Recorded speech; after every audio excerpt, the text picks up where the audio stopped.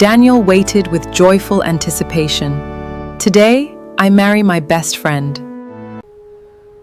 Leave the church without telling anyone, or your brother dies. Sophia's hands would not stop shaking. Tears rolled down her cheeks as she watched Ethan struggle against the ropes. The masked man moved closer to the camera and spoke in a cold voice. You have 5 minutes. Leave the church through the back gate. Tell no one. If you warn Daniel or call the police, your brother dies. The screen went black. Sophia tried calling Ethan, but his phone was switched off. She looked at the mirror, then at the wedding ring on her finger. I can't lose my brother, she whispered. Taking one last look at the church, Sophia quietly opened the back door. Someone was already waiting outside. A black SUV waited behind the church with its engine running. One of the rear doors slowly opened. Get in, a deep voice ordered. Sophia looked around.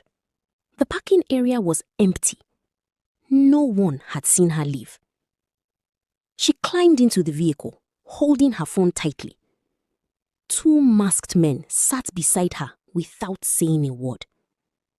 The windows were so dark she could barely see outside. Please, Sophia begged. Don't hurt my brother. I'll do whatever you want. Neither man answered. The SUV drove through the busy streets of Lagos before turning onto a lonely road. Sophia had no idea she was driving straight into a trap. The SUV stopped in front of an old warehouse on the edge of Lagos. One of the masked men opened the door. I am coming for you. Go inside. Please, just don't hurt him. Sophia jumped out and ran through the rusty gate. Ethan! She shouted. Her voice echoed through the empty building.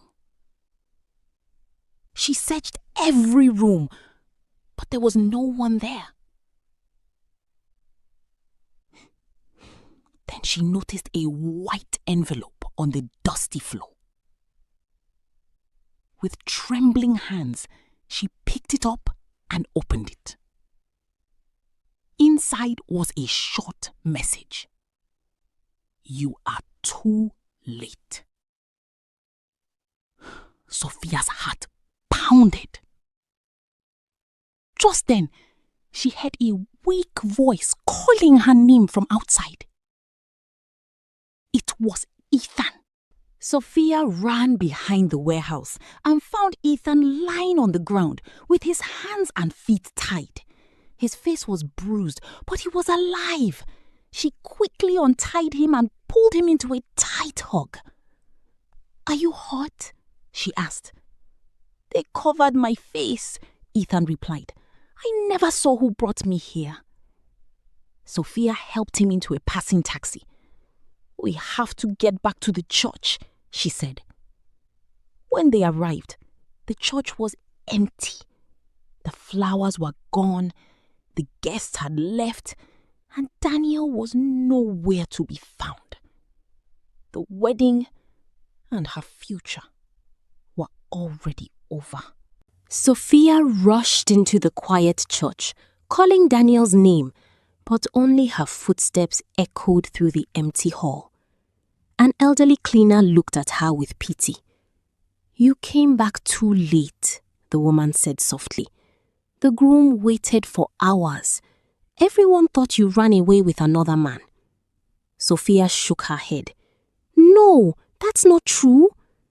The cleaner sighed. He left with a broken heart. Sophia collapsed onto the front pew and cried until she had no tears left. Outside, across the street, a black SUV remained parked. Inside, someone watched her silently. Then, the SUV slowly drove away. Sophia returned home with Ethan, hoping someone would believe her. The moment she entered, her stepmother Margaret rushed over and hugged her tightly. "Thank God you are safe," Margaret cried. Sophia broke down and told her everything about the kidnapping, the phone call, and the empty warehouse. Margaret listened carefully, then sighed. "My poor child. Nobody will believe a story like that." Sophia looked at her in disbelief. "I have to explain everything to Daniel." Margaret gently held her hand. "You don't know yet, do you?" Sophia frowned. "What happened?" Margaret lowered her voice. "Daniel has sworn never to see you again." Sophia refused to believe Margaret's words. Early the next morning, she traveled to Daniel's office. She waited outside for hours until his car finally arrived. As Daniel stepped out, their eyes met. "Daniel," she called. He stopped for a second. Then his face turned cold. "You have nothing to say that I want to hear," he said. Sophia ran toward him, tears filling her eyes. "Please, let me explain." Daniel shook his head. "You chose another man over me. That was your answer." He walked past her without looking back. Sophia stood there, completely shattered. 9 months later, Sophia gave birth to a beautiful baby girl. She named her Favor because she believed God had blessed her even in the middle of her pain. Holding her daughter close, she whispered, "One day, your father will know the truth."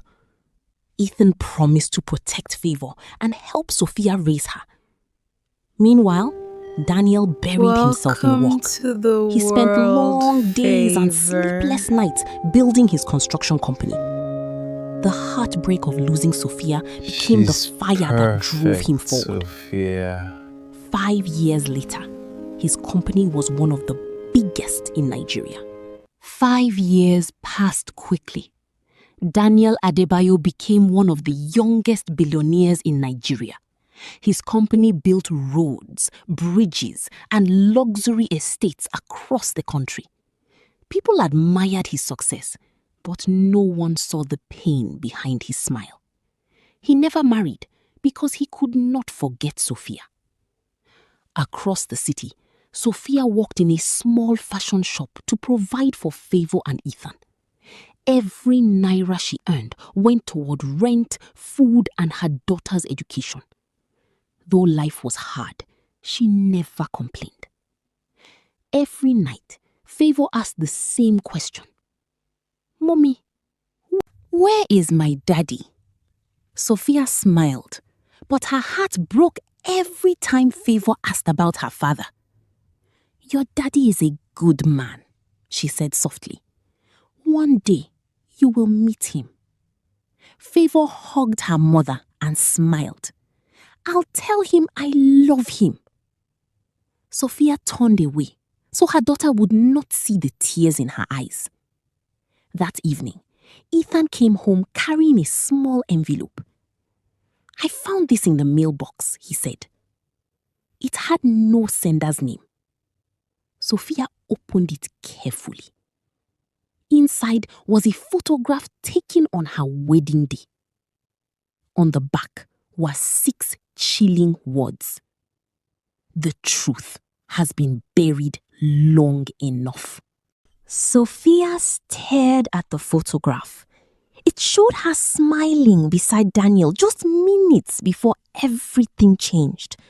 Her hands trembled as she turned it over again. "There must be more," Ethan said. Inside the envelope, they found a small memory card wrapped in clear tape. Sophia quickly borrowed a neighbor's laptop and inserted it. A shaky video appeared on the screen. It showed the black SUV parked behind the church on their wedding day. Then another vehicle stopped beside it. A woman stepped out. Her face was hidden, but the bracelet on her wrist looked strangely familiar. Sophia felt a chill run through her body. Sophia paused the video and zoomed in on the woman's wrist. The gold bracelet had a small eagle-shaped charm hanging from it. Her heart began to race. "I've seen this before," she whispered. Ethan moved closer to the screen. "That's the bracelet Dad gave Margaret on their wedding anniversary," he said. Sophia covered her mouth in shock. "It can't be." She watched the video again.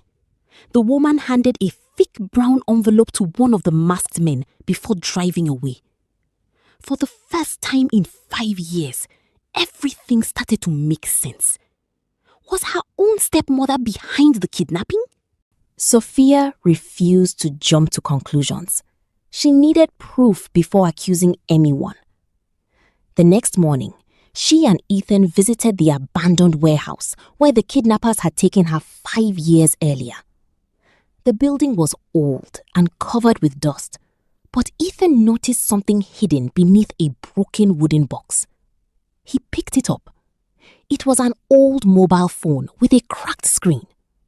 Surprisingly, it still worked after charging. Sophia searched through the messages. One saved conversation caught her attention. The sender's name was hidden, but one message froze her blood.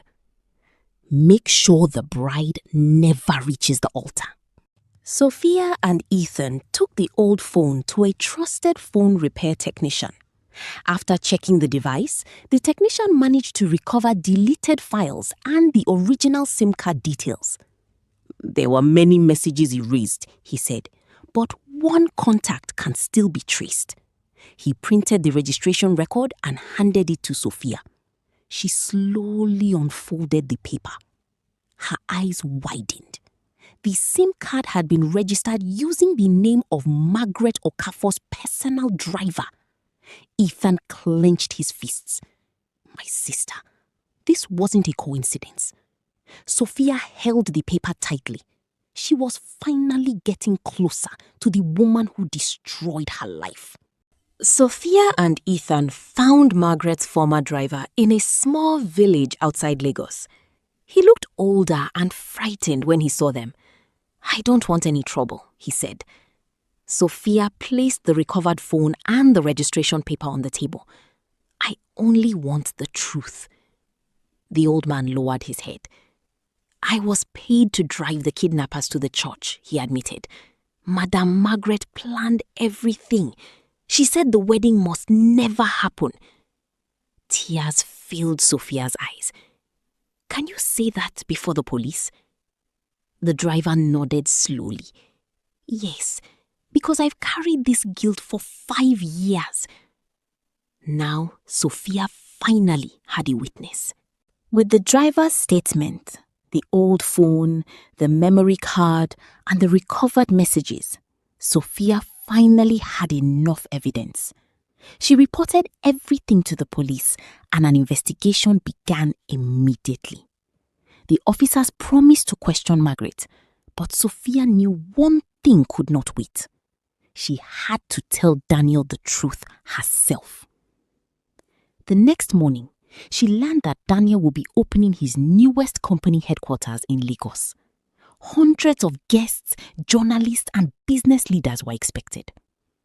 Sophia held Favor's hand and took a deep breath. "This is our only chance," she whispered. She walked toward the crowd, praying Daniel would listen. Luxury cars filled the entrance of Daniel's new headquarters as cameras flashed from every direction. Security officers cleared the path while reporters waited for Nigeria's newest billionaire CEO. Sophia stepped through the crowd, holding Favor's hand tightly. "Please," she cried, "I only need 1 minute." The guards tried to stop her, but Daniel raised his hand. He looked into her tear-filled eyes for the first time in 5 years. "I know you hate me," Sophia said softly, but I came to tell you the truth." Then she looked at the little girl beside her. Daniel followed her gaze. Favor looked up and smiled. "Mommy, is this my daddy?" Daniel looked at Sophia in silence. Then he looked at little Favor.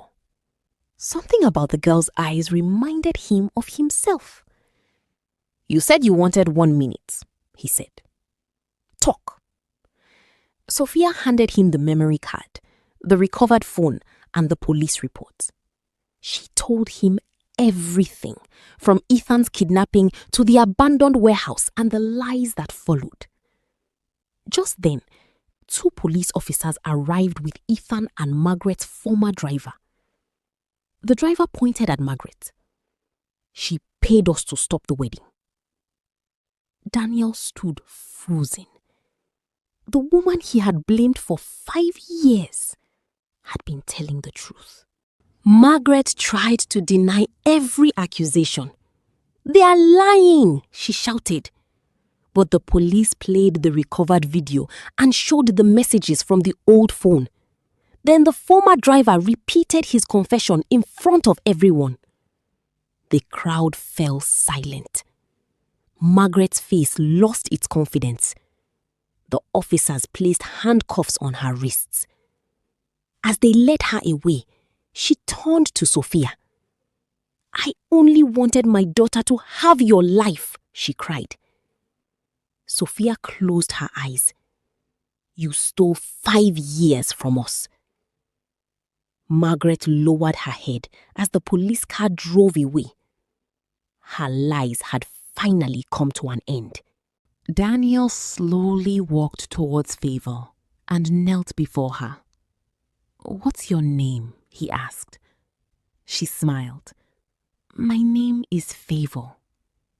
Daniel's eyes filled with tears. Without another word, he hugged his daughter tightly. Sophia wiped away her tears as Ethan smiled beside her. Daniel stood and faced Sophia. "I'm sorry," he whispered. "I should have listened." Sophia shook her head gently. "We were both victims." Daniel held her hand for the first time in 5 years. "This time," he said, "nothing will ever separate us again." Their love had survived betrayal, and at last, they were finally home.